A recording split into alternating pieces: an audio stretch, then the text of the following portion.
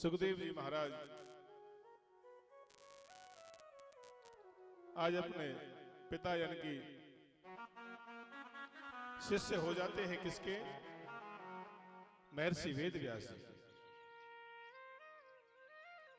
उधर सूत जी महाराज से सौनक आदि 88,000 उसने पूछा, महाराज ये सुखदेव जी महाराज ने कथा राजा परीक्षित को सुनाई थी, राजा परीक्षित कौन है?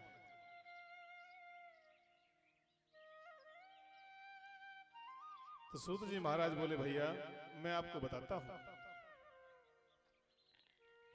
पहले समय में एक राजा शांतनु हुआ करते थे। राजा शांतनु का विवाह गंगा से हुआ। उन्हें एक पुत्र हुआ जिनका नाम था देवव्रत।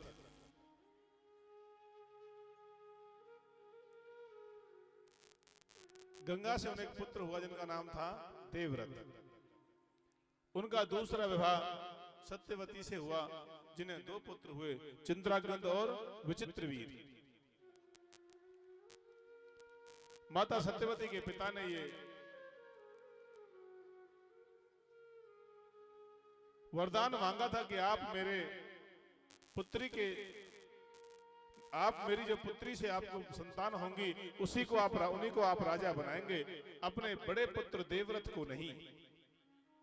जब ये बात राजा को माता सत्यवती के पिता ने कही तो राजा शांतनु ने विवाह करने से मना कर दिया और मन ही मन चिंतित रहने लगे।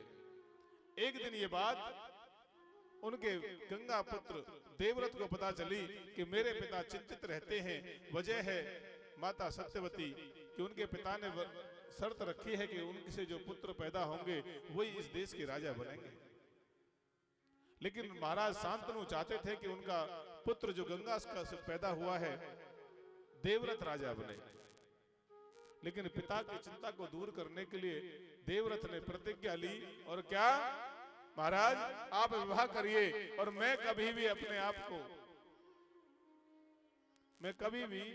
अपना विवाह नहीं करूंगा और इस सिंहासन से बना रहूंगा। आजीवन ब्रह्मचर्य रखने की भीष्म प्रतिज्ञा कर ली। इनकी कठोर प्रतिज्ञा करी। उसी दिन से देवव्रत का नाम भीष्म पड़ गया, क्योंकि उन्होंने पूरे जीवन भर ब्रह्मचर्य रहने की प्रतिज्ञा कर ली। जब उनके पिता शांतनु को यह पता चला तो उन्होंने अपने पुत्र को आशीर्वाद दिया, बेटा मैं तुझे आशीर्वाद देता हूं कि आप जब तक आप चाहें, जब तक इस पृथ्वी पर आप जी सकते हैं, आपकी इच्छा के बगैर आपको मृत्यु भी आपके पास नहीं आएगी। इनकी इच्छा मृत्यु का वरदान उनके पिता ने उनको दिया। उधर चित्रांगद और विचित्रवीर का विवाह भीष्म पितामह 3 कन्या को उठा करके जीत करके लेके आए थे, अंबा, अंबालिका और अंबिका, जिनमें से अंबा राजा शल्य से प्रेम करती थी।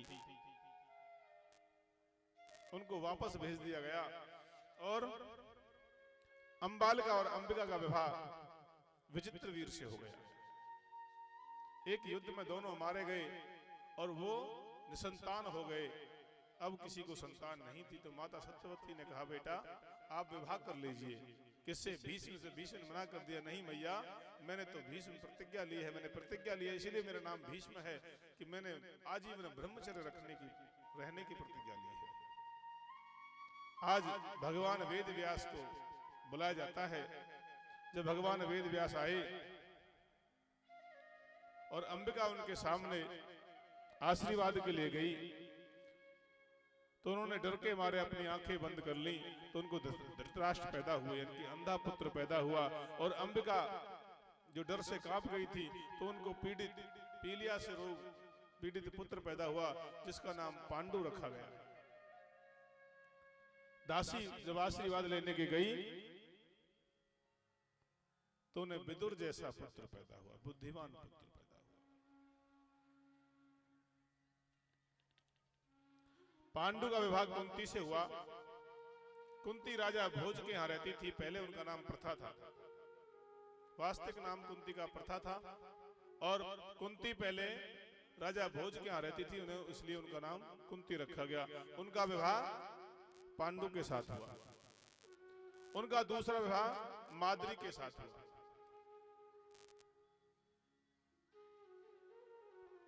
धृतराष्ट्र का विवाह गांधारी के साथ हुआ, जिन्होंने अपनी मर्जी से अपने नेत्रों पर पट्टी बांध ली थी। धर्मराज की कृपा से युधिष्ठिर का जन्म हुआ और इंद्र की कृपा से अर्जुन और पवन देव की कृपा से भीमसेन और अश्विनी कुमार की कृपा से नकुल और सहदेव माद्री को हुए। पांडु महाराज को ये श्राप लगा हुआ था कि जिस दिन वो अपनी स्त्री के साथ प्रेम में आएंगे उसी दिन उनकी मृत्यु हो जाएगी।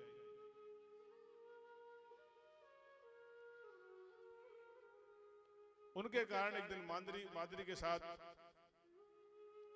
महाराज पांडु आसक्त हो गए और उनकी उसी समय मृत्यु हो गई। माद्री ने भी अपने पति पांडु के साथ आत्मदाह कर लिया, सती हो गई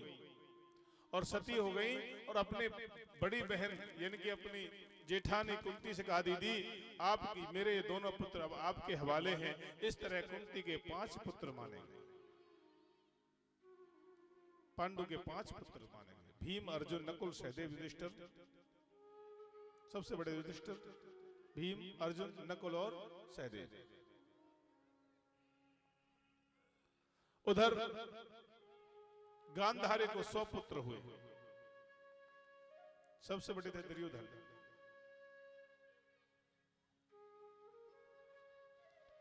आज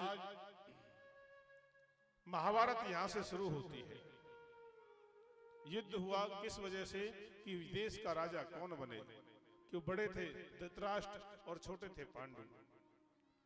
वो अंधे थे इसलिए वो पांडु राजा बने, लेकिन जब पांडु नहीं रहे तो धृतराष्ट्र राजा बनाए गए। पांडु के बड़े पुत्र थे युधिष्ठिर, विदुर आदि सबने यह राजा बनाने के लिए कहा गया, लेकिन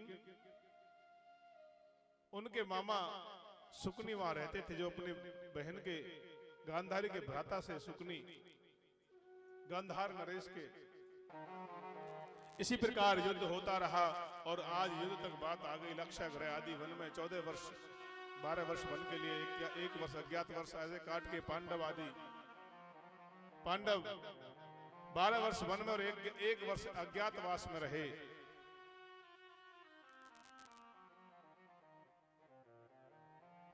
उसके बाद युद्ध हुआ और युद्ध में पांडवों ने ब्रज विजय प्राप्त करी, क्योंकि जहां भगवान श्री कृष्ण उनके साथ थे। पितामह भीष्म, इनके द्वारा भागवतों में जो देखिए, पितामह भीष्म इनका 12 भागवतों में नाम है। जो 12 जो भागवत है उनमें एक नाम भीष्म पितामह का भी आता है। 12 भागवत में इनकी 12 भागवत में एक नाम भीष्म पिता का भी आता है। उधर जब महाभारत युद्ध पूरा हुआ तो अश्वत्थामा जो गुरु पुत्र था वो दुर्योधन का अत्यंत प्रेमी मित्र था। द्रौपदी से 5 भाइयों को एक एक पुत्र था।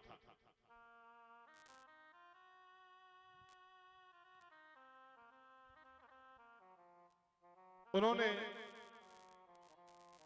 उन 5 पुत्रों की एक साथ पांडव समझ के हत्या कर दी। अब पांडवों में भी कोई नहीं बचा था। युद्ध के बाद पांडवों में कोई नहीं बचा था और अश्वत्थामा को मारने के लिए जब भीम आदि ने पकड़ लिया तो द्रौपदी ने कहा, भैया, कृष्ण से कहा, भैया ये ब्राह्मण है, इसे आप मत मारिए। क्यों? पूज्य विप्र सकल गुणहीना, शूद्र न गुण गण वेद प्रवीणा। यदि विप्र सकल गुणहीन है तब भी पूजनीय है, और शूद्र यदि कितना भी बड़ा ज्ञानी हो तब भी पूजनीय नहीं होता है। परहित सरस धर्म नहीं भाई, पर पीड़ा सम नहीं अधमाई। राम सिया राम जय जय राम। राम सिया राम जय जय राम।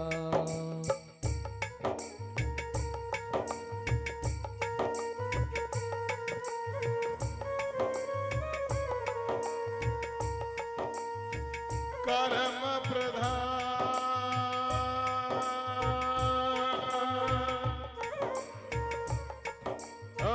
कर्म प्रधान विश्व रच रखा, जो जस करे सो तस फल चाखा। राम सिया राम जय जय राम। राम सिया राम जय जय राम। कहु ना को सुख दुख कर दाता, निज कृत कर्म भोग सब भ्राता।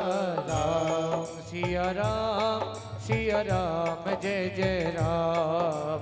राम सिया राम जय जय राम। बोले वृंदावन बिहारी लाल की। पांडवों के 5 पुत्र, उधर अभिमन्यु जब एक वर्ष अज्ञातवास काट रहे थे, तो अभिमन्यु का विवाह हुआ था किसके साथ? उत्तरा के साथ। सब कुछ खत्म हो गया था, बस एक जीव जो उत्तरा के गर्भ में पल रहा था। किसके गर्भ में पल रहा था? उत्तरा के में। अर्जुन की पुत्र के गर्भ में कोई जीव पल रहा था, और उसको भी कई बार मारने की कोशिश करी गई, लेकिन गोविंद ने, ठाकुर जी ने उसकी रक्षा करी। और समय आया और आज उस बच्चे का जन्म हुआ, और जैसे ही उस बच्चे का जन्म हुआ, वो बच्चा बैठ करके पाल्टी मार करके बैठ गया। देखिए, जन्म होते ही जो बैठ करके भगवान का भजन करने लगे, ऐसा बच्चा कौन हुआ? ऐसा बच्चा जो उत्तरा के गर्भ से पैदा हुआ, उसका नाम परीक्षित रखा गया। बोले परीक्षित भगवान महाराज की।